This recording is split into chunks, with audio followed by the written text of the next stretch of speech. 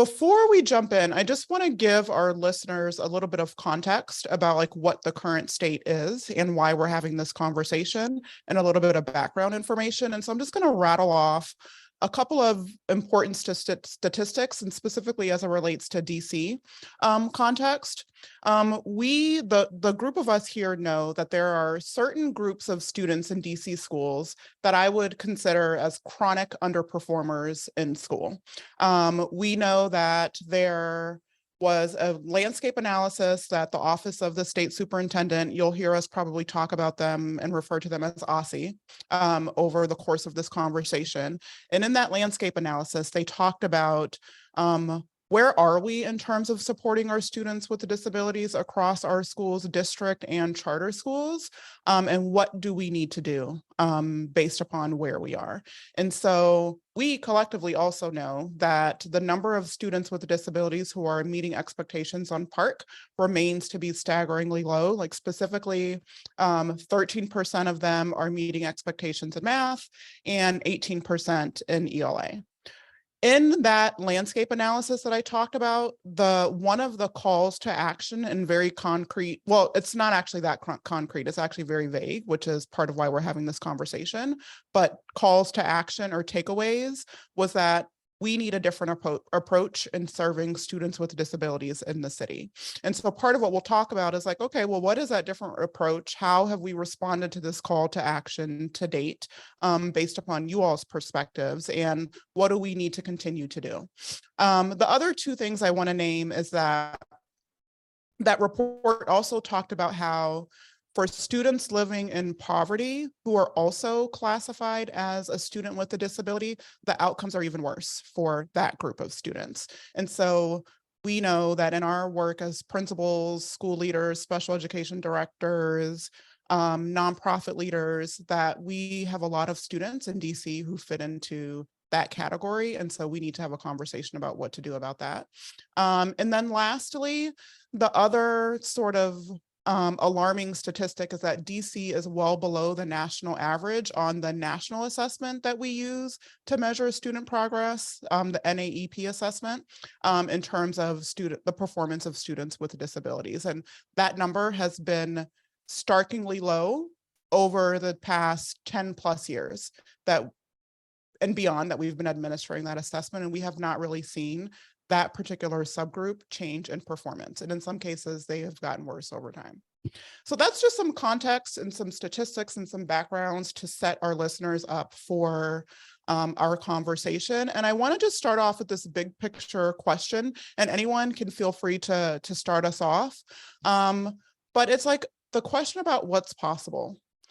Based upon everything that you heard me say, like this has been going on for a long time. We've been doing a lot of work for a lot of time. Is it possible to improve the performance of students with disabilities in DC? And if yes, how? I say 100% yes. It is 100% possible. We've seen it happen in pockets. I'll give just one example. We've been working with one of our charter schools. They're a preschool through fifth grade school. We started working with them on implementing Universal Design for Learning, UDL, in one classroom.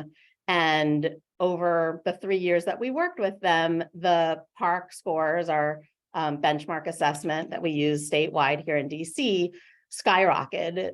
For kids with disabilities, they actually outperformed fourth graders across the city. So we know this works. I think the challenge is that, you know, we need to do things with urgency, but understand that it takes time. Great. So I love that. Okay, so Julie, I'm going to ask you, I think someone else was starting to start, but can you just define for us what Universal Design for Learning is for those who might not know? Sure. So it's a framework for how you do instruction there that is very inclusive and creates multiple means by which students can express what they've learned, can be instructed. So it's really taking instruction to the most inclusive level, but not sacrificing any rigor. Thanks, Julie. And we're going to come back to the idea of like what we can do differently and what our sort of next steps and solutions are. But I would love to just continue to unpack a little bit more about the belief around what's possible. Michelle and Michael, what would you add to that question around, is it possible to improve the performance? I would agree that it's possible, but if you ask me to bet money that it's going to happen under the current landscape, I wouldn't bet that it's going to happen. It's possible, and we will always have pockets. I think DC has been really good at hiding the performance of special education students and students with, different characteristics. Like if you're urban, at-risk male, and you're diagnosed and you're classified with ED, emotional disturbance or behavior, I think the chances of you finishing high school are slim and none, and it's sad. And there's other statistics out there, and DC has gotten lots of headlines because the charter schools, public schools have done a really good job improving over the last 20 years, but no one wants to talk about special education. And I think that's the issue is also is that there are states doing better, there are counties doing better, and DC, unless leadership talks about it or makes it important, I don't see, and I haven't heard anyone in the key roles talk about it. So that's why I do know it's possible, but I really worry if it will ever happen. Yeah, I mean, I think I could echo what has been said. I definitely think it's possible, and again, like Julie, I've seen it in small pockets and also in pockets within pockets. So in charter schools in a very specific pilot program or classroom.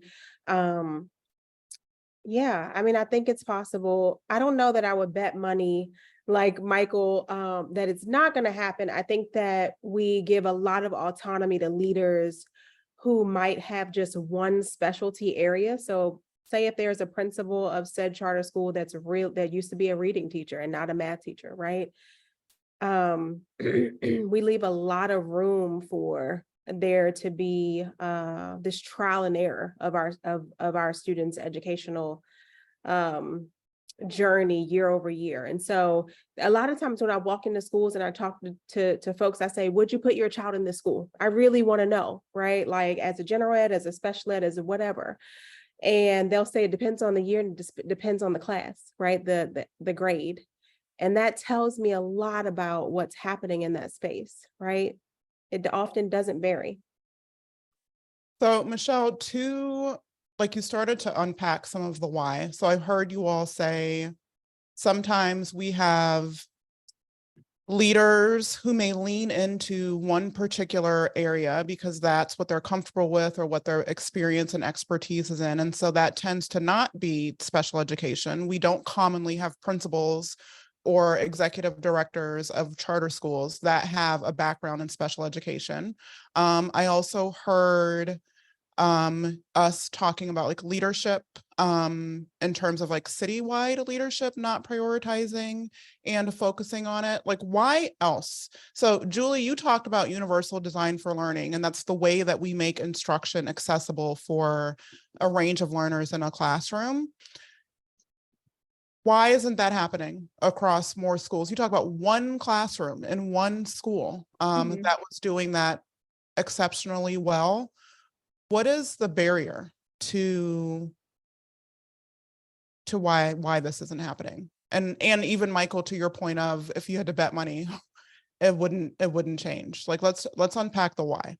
Yeah, I think it's a couple of things and probably more than a couple, but the two that surface for me immediately are kind of capacity. I think that we see a lot of teachers in schools that are trying really hard, but just have some growing to do in terms of their ability to execute. So not having the workforce that is ready to take on something like this is a challenge. And then I think what we see a lot in schools is just competing priorities, and schools that have like 7 different priorities in any given year, and then they do very few of them well. And so I think that really could shift things dramatically if schools consolidated what they were placing their bets on in any given year.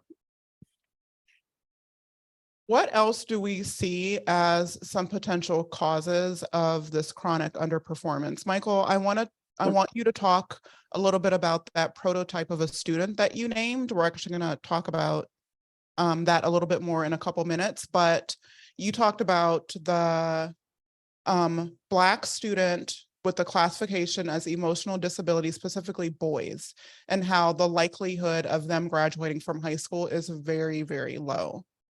Why? Well, I think it's, I mean, every factor listed it's culminating factors, and there's no alignment, right? And it's not a priority, because I think a lot of people are there's a lot of accountability in DC. You have a charter school accountability, this OSCE, the state office has accountability, the mayor's, there's a lot of political accountability, but it's different priorities, and nothing's around that population of students, right? And I think, because a lot of people think, I don't think everyone thinks it's possible. I think they're like, it's already hard enough to meet the accountability goals with every student, right? Besides, no, so it's never every student. It's like, if I could get 80% of the students across the board, that's already a hard enough job, that you'll hear some leaders say. And also, if it's not getting measured, and a lot of times what population I was talking about, the only thing that's measured is going to be compliance. Are you at least providing what they're supposed to get? If the state's only asking for that, if the mayor, if anyone's only checking on compliance, then you're just going to be like, well, I did my job because I passed the inspection. So I just don't think anyone's aligned and willing to take the, to make the big statement that we can do it and give people time. Because the other thing is, it's not something you're going to fix in 1 year. And then, I just heard or I read the Secretary of Education, who was a principal, said, I don't want to hear about, just teach it to the test and just having bubble kids, right? And he said, and I was like, that was a nightmare, right? That's a term I don't want to hear. But the kids we're talking about are definitely not bubble kids. And they just get, I wouldn't say they're ignored. I would say that, like, people just want to maintain the status quo, and they'll only address it if it's like a fire, if the kids are in crisis. Otherwise, they're like, okay, I guess they're doing better because they're not in crisis. So I think even to that point, when you we have lots of other groups of students, and particularly schools and neighborhoods in DC that are chronic underperformers. And when you have such a high percentage of that in one school setting, it's really hard to prioritize all of the kids who need all of the support. I want to go back to that $55,000 student who has inspired the title of this episode. My first classroom of students in DC public schools was a self-contained special education classroom where I had 10 kids in my class across 3 different grade levels, 4, 5, and 6. It was me, one teacher's assistant. And so what we know about I'll just say this for people who don't know. In DC, you get a certain amount of dollars per pupil funding for each student. And so when you have a student who is then in special education, you get additional dollars on top of your base funding amount. And so students with disabilities are broken down by levels, and that's based upon the number of service hours of special education supports that they receive. So you can be level 1, level 2, level 3, or level 4. And so for 1 being the lowest amount of hours, 4 being the highest. And so if you're level 1, you get an additional $12,000 of funding. I'm rounding. Level 2, $14,000, level 3, $24,000, and level 4, you get an additional $43,000. So like the base amount that you get for 1 kid in DC is $12,000. And then for your highest funded student who receives special education services, you get an additional 43, giving us that $55,000 number. So let's go back to my classroom that I just talked about with those 10 kids. They were all level 4 students who had been sent from their home local school to this center for students with emotional disabilities. And so in my classroom of 10, we had $550,000 worth of allocated resources for those 10 kids.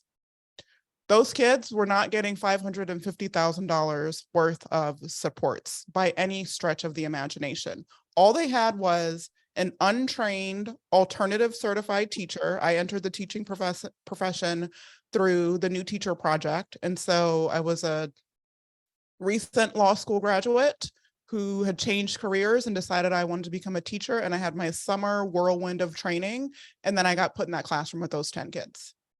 They also had a principal who gave their untrained teacher 3 subjects worth of teacher guides for 3 different grade levels and said, have fun, go teach. Teach 4th, 5th, and 6th grade, reading, math, science, and social studies. And also, guess what? I'm never going to come into your classroom the whole entire time, for the whole entire school year. And so, you know, I think about those 10 kids and what they did not get, but the dollar amount of supports that technically was supposed to be assigned to support them. And I want to unpack that a little bit, because when we go back to that question of like, why are these students chronic underperformers? Well, first of all, we're assigning them to classrooms with teachers who don't have expertise and experience. That's one part of the problem. In my classroom, those dollars did not translate to improved outcomes for students. When you all think about that dollar amount that we have, like, what are the other factors at play around? Well, let me ask a basic question first. Do you think, based upon your experiences, that those additional dollars translate to improved outcomes for students, for the highest funded students? And I know it's a loaded question and you're like, well, it depends, but let's unpack that. Michelle, do you want to start us off? Sure. I mean, so I would tell you that school leaders would play both sides of the pendulum, right? So they would say, if a student is a level 4 and they have a dedicated aid, we don't get additional funding, and we have to then, you know, use our per pupil or our baseline or our fundraised money to pay for that dedicated aid, right? Which is probably a $50,000 expense in DC, right? So say you have a classroom of 10 with 3 aides. Say it's a little different from you, Tony, right? So say it's a little different from your classroom. So you have a classroom of 7 and you have 3 adults, you have a teacher, you have a behavior tech, an instructional aide, and 2 students have a dedicated aide. It is jam-packed in that classroom, right? Yes, they're going to have their special education funding, right? I'm telling you that leaders are going to say, you know, we're actually getting the short end of the stick because those dedicated aides have to come out of some budget, and we don't get any additional funding for those, right? So then there's when we talk about outcomes though, I think it's really hard because, like you said, there is a priority for me in my experience. And I say this gingerly because leaders expect me to come in and make miracles in terms of compliance, right? Like you said, compliance is the area in which they're hit hard. And so they put money towards it at times. But when it comes to academic outcomes, I will tell you that I think that when anything in the building seems like it is going well and it's off their plate, then all is well, right? Little do we know, all is almost never well, especially in the world of special education. But I think that if I were to tell you about my teacher prep or my administration prep or my special education prep or any of those things, and even sessions that I sit in now, no one is truly preparing school leaders to understand how to program for every student in their building, let alone students that are 6 different grade levels apart, right? So I can give you an example of a school that I served this year that serves 5th through 8th grade. And there were 8th graders on the 1st grade level, there were 5th graders on the 7th grade level, there were 7th graders on the 3rd grade level. And you think about all of the combinations there within, right? There were also probably 40% of the students who were below what I would consider grade level or approaching grade level.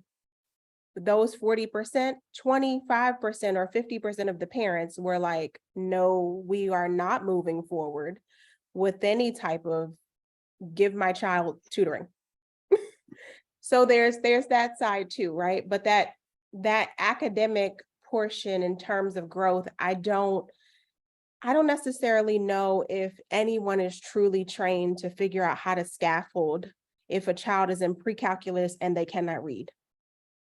You know, that's really, really hard. And we as school administrators say, okay, you have to break it down in a way that's functional. You have to chunk it and we use all these terms, right?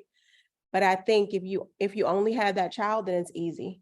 And I think sometimes if you have 10 children, like you said, and you're given 3 different subjects and 3 different grade levels, I mean, how successful were you in that classroom, right? And, you know, So I think, Michelle, you just started to outline like quite a few different factors that are at play, and like the context and the design of the classroom matters, right? Like if you had those 10 kids in one room and all of those dollars were just confined to that room, then you could get more creative with like how, like whether, like if we could have a whole separate conversation about the dedicated aid problem in DC and how people think that that is a solution to something, when again, a whole separate conversation. But having all of those dollars in one concentrated space is very different than if you just have one level 4 student who is in a general education classroom, and that level 4 student might also have a dedicated aid on their IEP. yeah, for sure. Michael and Julie, what else would you all add? Do those dollars translate to improved outcomes? Maybe you can talk about like when you have seen that happen and when it has not happened, and or like what are the factors at play from your perspective?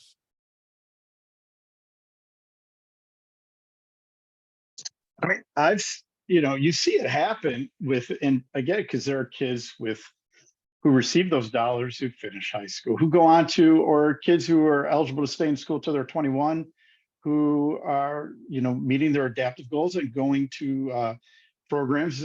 Julie's organization runs one helping them get employment skills. So there are tons of, individual examples of it, but it's not systemic. And also thinking about your question in the beginning, one is the special education data in DC is actually, right, we were talking about comparing to other areas. It's not talking just about the $55,000 a year kid. It's talking about the kids who just get the additional 12. I mean, the data for them is low. So I do think it's like DC struggling with kids who are not supposed to need as much support. It's really, then you think you're stacking the odds against the ones who are supposed to need a ton of support, who are supposed to be the trickiest kids to figure out. So that's why I do when I say, that's why it does seem daunting to think about the kids. And the one thing I will say, is like it's always easy to throw money after at a problem and you're just wasting it, because if you're not fixing the source of the issue, the additional money, the additional aids isn't going to change the outcomes.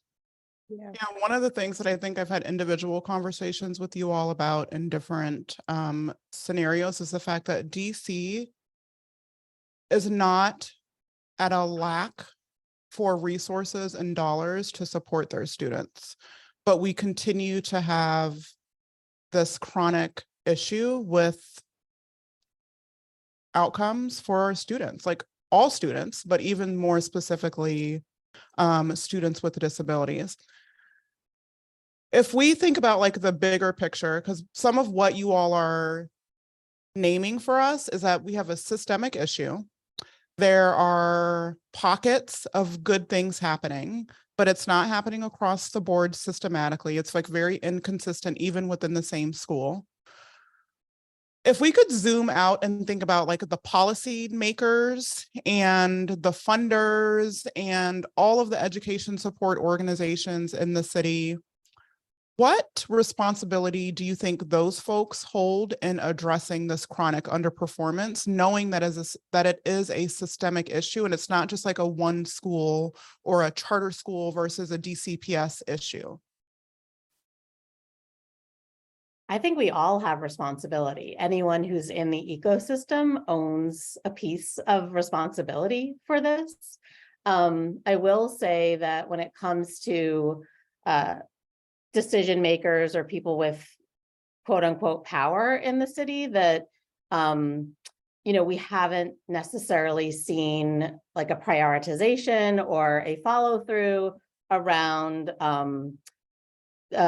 supporting these students to move forward. I know you mentioned the Office of the State Superintendent and their strategic plan, the landscape analysis, that was from like 2018-19. And I remember like having been in this work for a long time, literally almost crying when I read that landscape analysis, because I'd never seen that level of data for our students. And it really, like, there were things that I was shocked about, having been in this work for a long time, that I didn't really realize was like a root cause of some of the issues, like chronic absenteeism among our kids with disabilities. So I think that, back in 2018, we started heading in the right direction, but like the pandemic kind of like waylaid everything. And now OSSI has a brand new strategic plan that I think builds on the landscape analysis in the previous plan, but I think they're just getting started with some of that like accountability and support work that we thought was going to get started back in 2018. Julie, you must be reading my mind or looking at my notes, because one of the things that I did want to talk about was, have you all seen any change or improvement since that landscape analysis came out? And I know COVID happened, but we're many, many years later. Yeah. Michelle, what do you want to say? I was just gonna say that I don't think we've been able to, right? Like, so I think we came back into COVID, and then, the first year coming back from COVID was like, we're in, we're out, we're in, we're out, we are trying to figure out what it looks like if we have this break, this whole classroom with COVID, right? And then I think what we had was, and I know this is kind of a term that's been thrown around, but we had this migration out of education, right? So lots of folks were leaving education and the career that maybe they always known or they had recently been introduced to, but and there's lots of theories on the why, right? I'm not quite sure why. I'm not sold on a reason why, but I can tell you that, let's take 22, 23, for example. I was in probably 10 different charter schools on an ongoing basis, either consulting or just strategic planning. And I know Julie's her number's probably much higher. But I'll tell you that leaders were literally just like, I need bodies in rooms. I need my children to be safe. I need enough adults in this building to keep children safe, to keep the day-to-day structure, to maintain our schedule, to do XYZ. And even if you look outside of DC, lots of school districts were reporting that, these personnel outage reports week after week or month after month. I don't know that I've seen a difference, because I don't know if we've been able to implement actual structures that make sense for where we are now. So, Michelle, I would just say a couple of things. Like, number one, I think part of why we have seen that migration and what we know to be true is that school is not really designed to work for anyone. Teachers, students, especially not for students who have significant levels of need. And I think COVID just unearthed that in a much larger way for lots of people.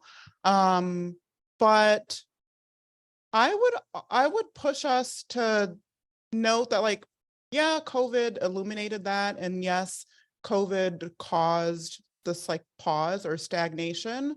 But before COVID, we still had like 20 plus years of school reform, more dollars to kids in DC, like all of the things. And we still were not doing right by these groups of kids. And so, like, we're getting closer to like the end of our time. And I want us to start to think about, like, what is the really hard thing that needs to happen that people can't do, don't want to do, don't know how to do? Like, what is the charge here? Like, what do we need to do differently? Because we've all four of us have participated in a million conversations, have heard lots of rhetoric about this, but we're still sitting here. So Yeah. like, can we start to talk about that? I mean, I can Ye- tell you, oh, sorry, go ahead, Michael. No, go ahead. Go ahead. I mean, I can tell you that there's a couple things that I wish that I think that school leaders, one, if I were to say anything that I think should shift, it's that oftentimes when I'm in meetings or in spaces where they're talking about a plan, they plan for the very best of their staff or the very top of their staff to go to the top performers and not to the students who are performing not as well. It doesn't just include students with disabilities, but let's be honest, when you talk about students who are not performing well, special education is always in that group usually, right? And they're not putting the resources into that. When we think about like teachers of the year, they are teaching the top demographic. And when I go into schools and I say, do you have an intervention block? What interventions are you using?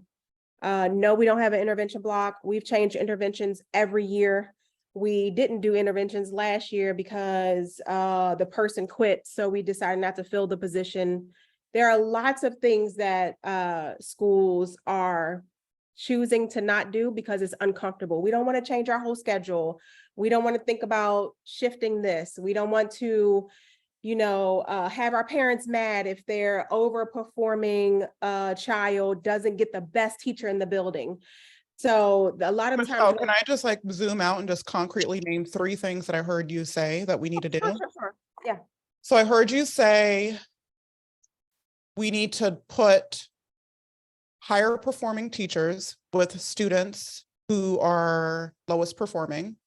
That's not exactly what you said, but that's my inference. Sure. I also heard you say that we need to stop incentivizing folks for success if they are not also seeing success with their subgroup, specifically special education. So you technically should not be able to get a teacher of the year award or a principal of the year award if you don't have similar growth or progress for your students with disabilities. And then there was a third one. Oh, I also heard you talk about interventions in the schedule. So we need to put in a structure so that we can build skills in students, such as an intervention block, and schools are not consistently doing that year to year. Yeah, I think I would close with just saying that oftentimes when intervention blocks are in place, and I would say, okay, what about this XYZ teachers who are actually seeing growth in their classrooms? They're not in the intervention schedule. It's only the special education teachers or coaches or those who are considered working with like lower performers that are in that space. I would implore schools to put all of their very best resources and also do a buddy system for our teachers who are struggling or still learning, like Julie said, and really get everyone up to par with what is our expectation, where do we want to go, and how do we get there, and really like stick to that. I see schools start with that really strong. And then when behavior hits or something else hits, like Julie said, it becomes not the highest priority. Thanks, Michelle. Michael and Julie, what do we need to do differently? Like I could use the language of, when you think about either DC's $55,000 student or special education broadly, what is one concrete thing that leaders should stop doing? And what is one thing that they should start doing to improve the experience and outcomes for those students in school? I'll give you a second to think, and I'll just like name. And again, there's so much more. These are just some things that we could do, but I'm going to think back to my first classroom of kids, because there are still classrooms like that across the city. Stop segregating kids into self-contained classrooms that don't have appropriate expertise and supports. And when I say appropriate, I mean expertise and supports that are going to improve student social emotional needs and are going to improve student academic performance. Michelle, you stole this one. You must have like peeked at my notes. You didn't, but start incentivizing your strongest teachers to work with the most challenging students. That same group of kids, like I can have a separate conversation about what I think about self-contained classrooms, but that's for a different episode. But I think that my kids in that self-contained classroom would have been much better off simply if the 5th grade teacher, who was the best teacher in that school, was in that classroom with them. So in that example, like we didn't necessarily need to get rid of the self-contained classroom. We just needed to change the adult in the classroom. All right. Hopefully that was some good think time. Michael and Julie, stop doing, start doing. Well, I'm still thinking about 2-year classroom. And I mean, so the policy is, it's not just DC. Like our program was visited by the director of Teach for America from Milwaukee. And I'm like, why are you coming to our program with, really kids with level 4 IEPs? And they're like, well, the majority of our Teach for America teachers in Milwaukee are in self-contained classrooms, right? So I think the policy one is there should be a minimum threshold of experience for any teacher who's going to, I mean, you make that compliance that's going to work in a classroom with level 4 kids, right? I mean, sure, there are newer teachers, but I mean, the amount of knowledge that it takes to be, multiple grades, complex profiles, I think that's something that needs to be an incentive, right? There should be like, there should be a reduction in amount you're getting if you're giving this all this money to 1st or 2nd year teachers. But if you're going to incentivize better teachers go in the room, you better also incentivize the principals recognizing those teachers and making them feel included. Like if you're out on an island and it's like, oh, I'm working so hard every day, and the principal doesn't even acknowledge my existence, you're not going to stay.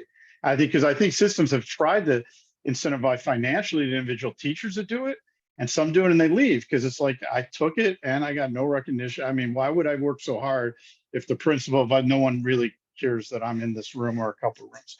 I do think another policy is I would increase the voice of related service providers. Like the experts for a lot of the kids we're talking about are your speech and language pathologists or your occupational therapists, your psychologists. I mean, they have expertise, and they should be around the table helping the teachers improve, right? The administrators be nice if they actually paid attention, but it's like we don't even prioritize staff being able to work closely with the experts. So I think that's a problem. We don't recognize their expertise. I have to fight even at different organizations to be like, if you're an amazing SOP, you could still be an amazing principal. Where they're like, oh, you have to be a teacher. It's like, no, you don't. So I think that mindset is what makes it so hard. I think the solutions aren't that complicated. It's just changing the mindset to get them to try it. Thanks, Michael. Yeah, I would double underline speech language pathologists are some of the smartest educators I've ever met. And every school needs multiple of them. Shout out to Bernadette, who was my SLP way back in the day. So Michael, at the very last minute, took the thing that I was going to say. I really think like people have to start believing that our kids can do it. Like that's because then if you believe it, everything flows from that. When it's not happening, you actually will make adjustments and pivots because you believe it should be happening. So, I definitely believe in mindset. And then I think if we were going to go to like the citywide level, I think that something that we're going to see is city agencies, the agencies that have the the accountability strings start prioritizing kids with disabilities. And I know that OSSI is getting ready to release a new special education report for the first time ever. Data will be public facing, so parents, school leaders can actually see their compliance, and it's a little more compliance and quality heavy in my opinion, but there is some like outcomes data in these reports. They're calling it the CEPR. And so I think that's going to kick off an effort to really start looking at outcomes data for our kids with disabilities across the city. Yeah, I just think that I've said this to Aussie before, but I think part of their challenge is like, yeah, we've all read the landscape analysis, for example, right? But have the right people read it? Like, has every principal been required to read the landscape analysis on students with disabilities and come up with an action plan for their schools? Well, that's a rhetorical question. We already know the answer to is no. Yeah.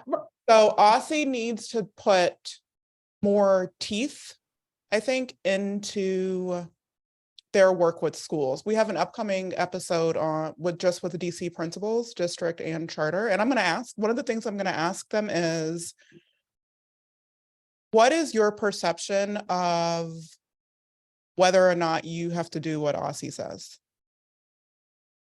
Yeah. And I believe I will get some very interesting answers. And then that will illuminate like what is the work, part of what is the work that needs to get done. Julie, what else were you going to say? Oh, I was gonna say that, like, I think, I can't remember what the phrase is, but it's like, we pay attention to what we measure, and having been in the city a long time, there was, I'm sure you all remember, when the public charter school board started measuring discipline, exclusionary discipline events, and it was astronomical for kids with disabilities, disproportionate.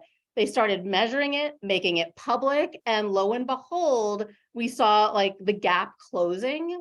So I think that there is something to that, like publicly available data, and the schools seem to really like be interested in comparing themselves to each other. And so I think just by making it public and available and accessible to people, because you can get a lot of the data, but you have to dig for it and you have to, manipulate it to make it make sense. So I'm I going to think make if that they, sound a little bit harsher, Julie, and I'm going to say, instead of saying publicly available data, because that just sounds like so, I don't know, education-y, yeah, calling people out publicly.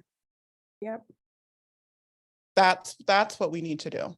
Not just have the data available, but we need to actually call people to the carpet in terms of what the data actually says. We have 1 more minute left. Michelle, do you want to have the last word? Not really. I was actually going to say that I think that there needs to be work done in the parent arena too, because oftentimes when parents say, parents will call me and they'll be like, oh, I visited the school. It's so beautiful. It's new, right? It's this, they have that. And there hasn't been any other like research or anything to figure out, like, can this school meet my child's needs? And what have they done for children who have a very similar profile as mine, right? The one thing we didn't unpack, Tony, that I think is a very big conversation, maybe we need a part 2, is just how inappropriate some hours are for students who do not have level 4 needs, right? Yeah. I'll leave it at that, but I do think there is a number gouging that feels overwhelming at times for students who we know has a strong future and does not have the needs that are associated with what we think a level 4 student should look like and should need. Yeah, thank you, Michelle, for that. That actually will be part of the conversation that we have in the episode around how do we fix, I'm going to say it, how do we fix general education so that all kids can learn? Because I would argue that a lot of kids end up with a level 4 hours because general education is broken, and we need to do something about that in service of all kids. Or I would push you even further to say that students end up with level 4 IEPs because it fits the teacher's schedule. Thank you, Michelle. Thank you, Michael. Thank you, Julie. Definitely just the beginning of these conversations. Thank you all for your time. And thank you everyone for joining in and listening to today's episode. DC's $55,000 student, do increased dollars equate to increased outcomes. And some of the things you heard our guests today talk about are we need to hold schools accountable for the academic performance of students with disabilities and make that data available publicly, and publicly celebrate and call out that data. We need to require and build the capacity of gen ed teachers to understand how to support students with disabilities. It's not just a special education problem. We need to have teachers designing lessons that are more accessible to students. You heard Julie talk about that very early on. And then we need to just be consistent in the things that we do and think about like what are the systematic ways that we can go after this problem, so that we're not just seeing success in pockets, but that we're seeing it more broadly. Thanks again, all. We will see you next time. Make sure that you follow this podcast on Apple Music, Spotify, or wherever you get your podcasts. Bye, everyone.